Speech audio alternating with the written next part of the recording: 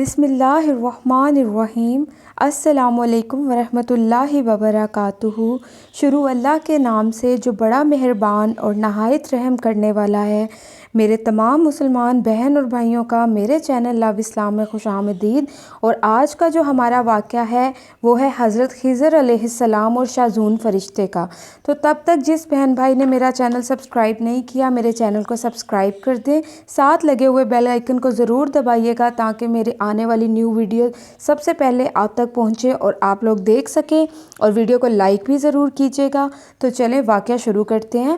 ایک مرتبہ حضرت خضر علیہ السلام دریا کے کنارے بیٹھے تھے۔ اتنے میں کسی سائل نے آ کر ان سے سوال کیا، میں آپ سے اللہ کے واسطے سوال کرتا ہوں، مجھے عنایت فرمائیے۔ یہ سن کر حضرت خضر علیہ السلام پر بے ہوشی طاری ہو گئی۔ جب کچھ ہوش ہوا تو فرمانے لگے، بھائی میں تو صرف اپنی جان اور مال کا مالک ہوں۔ تم نے مجھ سے اللہ کے واسطے سوال کیا ہے، لہٰذا میں اپنی جان اور ذات تمہارے حوالے کرتا ہوں۔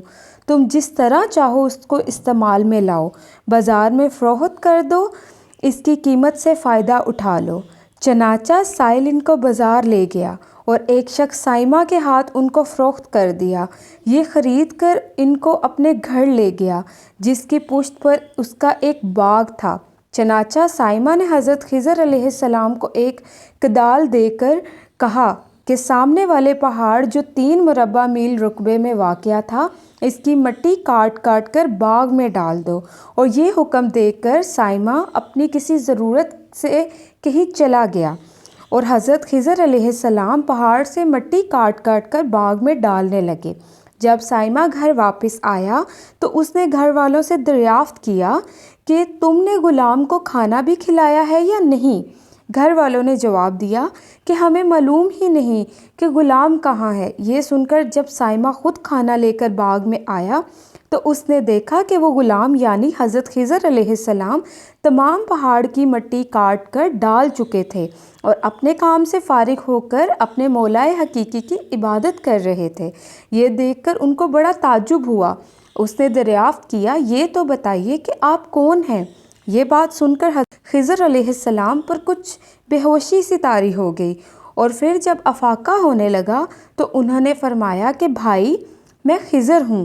جس کو سن کر سائمہ کے ہوش اڑ گئے کہ تو نے یہ کیا کیا، ان کو غلام بنا کر ایسے کام پر لگایا، یہ تو انتہائی گستاخی ہے۔ پھر یہ سوچنے کے بعد سائمہ نے توبہ کی، پروردگار سے عذر خواہی کے ساتھ سجدہ شکر بجا لائے کہ اے میرے اللہ، میرے پروردگار، میں تیرے ہی حق میں غلام بنا اور تیرے ہی حق میں آزاد ہوا، اس پر تیرا شکر گزار ہوں۔ بعد ازاں واپسی کی اجازت لے کر جب دریا پر واپس آئے تو دیکھا ایک شخص کھڑا دعا مانگ رہا ہے کہ اے میرے رب، حضرت خضر علیہ السلام کو غلامی سے رہائی عطا فرما دے اور ان کی توبہ قبول فرما لے۔ حضرت خضر علیہ السلام نے یہ دیکھ کر اس شخص سے دریافت کیا کہ آخر تو کون ہے؟ تو اس شخص نے بتایا کہ میں تو شاذون ہوں۔ آپ کون ہیں؟ انہوں نے فرمایا کہ میں خضر ہوں۔ اس کے بعد شاذون نے کہا، اے خضر علیہ السلام، آپ نے اپنے رہنے کے لیے مکان بنا کر دنیا طلب کی ہے، کیونکہ حضرت خضر علیہ السلام کا دریا کے کنارے پر ایک عبادت خانہ تھا۔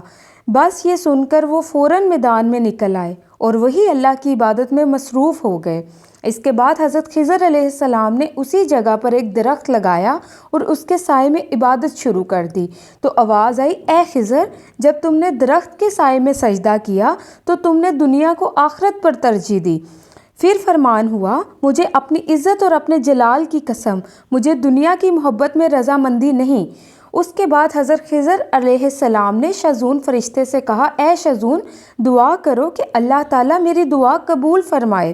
چنانچہ شاذون نے دعا کی اور اللہ نے شاذون کی برکت سے حضرت خضر علیہ السلام کی توبہ قبول فرما لی۔ خدا کے برگزیدہ بندے اس حالت میں رہتے ہیں جو اللہ کو منظور ہو۔ بے شک ہماری فلاح بھی اس میں ہے کہ زندگی کے ہر موڑ پر آنے والی ہر غم و مصیبت میں ہم راضی رہیں، اللہ تعالیٰ کی چاہت کے سامنے رکھ کر زندگی گزاریں۔ دعا ہے کہ اللہ تعالیٰ ہمیں اس واقعے سے سبق حاصل کر کے نیک بننے کی توفیق عطا فرمائے، آمین یا رب العالمین۔